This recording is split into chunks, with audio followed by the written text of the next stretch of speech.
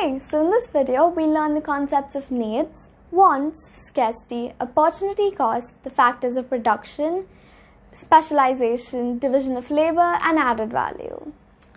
Needs are goods or services that are essential for living. For example, clean water or shelter.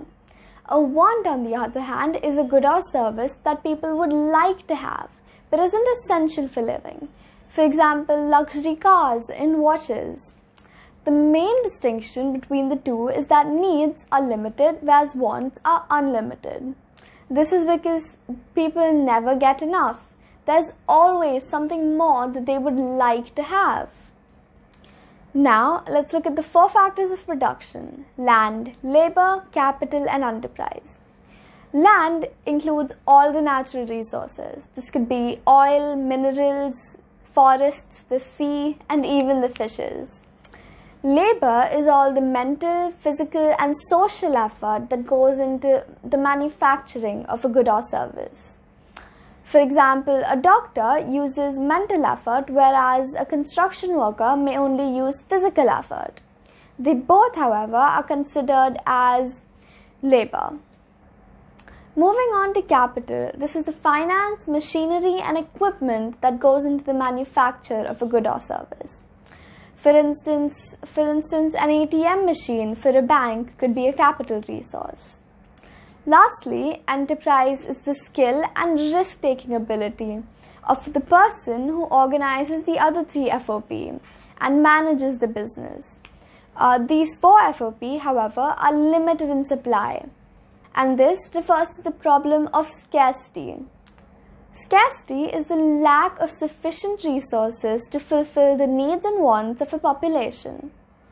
This situation of unlimited wants but limited resources that lead to scarcity is the basic economic problem. The problem of scarcity tells us that choice is necessary in any situation. This is because you can't read a book while playing on your phone at the same time. Here the resource of time is limited. This brings us to the next concept of opportunity cost, which is the value of the next best alternative use of that particular resource. For example, if you decide to spend your time and money to go watch a movie, then the opportunity cost of that decision could be that particular time used to read a book instead. So in a nutshell, it's the value of the road not taken. Moving on to specialization. Since the factors of production are limited in supply, it is crucial to use these resources in the most efficient way possible. This can be done when people and businesses concentrate on what they are best at. This is the concept of specialization, and it is very commonly seen today. Most workers specialize on just one skill, and most businesses on just one product. Division of labor is a form of specialization, and it is when the production processes are split up into different tasks and each worker performs just one of these tasks. Let's go through the pros and cons of division of labor. Firstly, since workers are trained in one task and they specialize in this, it could increase business productivity and efficiency. This is because, well, to put it simply, practice makes perfect. Moreover, less time is wasted moving from one workbench to another during a work day. However, workers may feel bored doing just one task all day, and this may instead lead to efficiency falling. Also, if one worker is absent and no one else can do that particular job, then the assembly line and the whole production process may have to be stopped, and this could disrupt productivity and efficiency of the business. Now, we've understood scarcity, opportunity cost, needs, wants, specialization, but we've barely even mentioned businesses. And since we're learning business studies, it is obviously crucial to understand the purpose of all business activity, which is to combine the scarce factors of production to manufacture goods and services that satisfy people's needs and wants, and to employ people as workers and pay them wages so that they can purchase goods made by other businesses. The last concept in this unit is added value. This is the difference between the selling price of product and the cost of bought-in components and materials.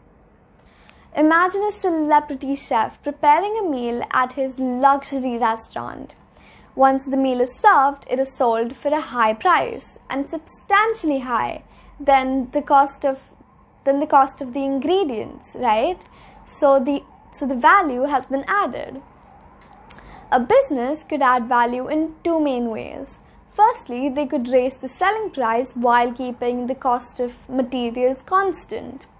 They can do this by creating a brand image for high quality products, by offering excellent service, or even by showcasing unique features and benefits of their products. As people would obviously pay more for a luxury restaurant than for a cafe down the street. Secondly, they could reduce the cost of materials while keeping the selling price constant.